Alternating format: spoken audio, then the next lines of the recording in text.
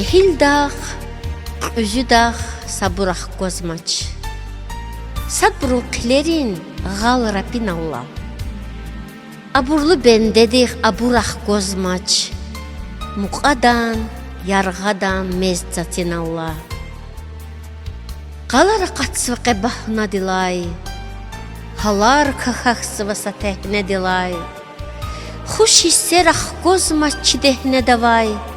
Nexişar çurxan vay, gam tabin Allah.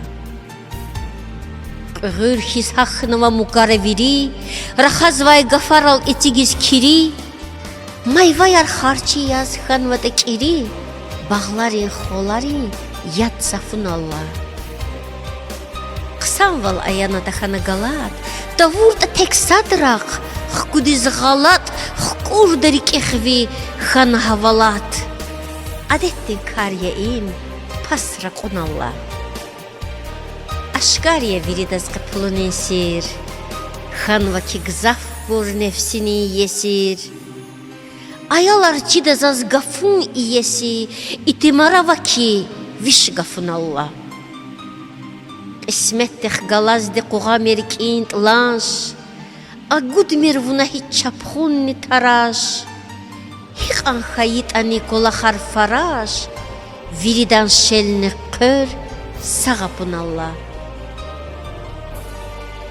Vuşta baxtunika ganvay kapavaz, adettin karxan varaxu qabalaz, rühavay viş insan cağda çikivaz, qigzaf ksarin qil rufun Allah. Rik ela aludna ik elni uba, avaçsa günahkar izvay tuba, dabdih duvan avaç, naviş tabaya, sadavqe bingumaç, sadkupun Allah.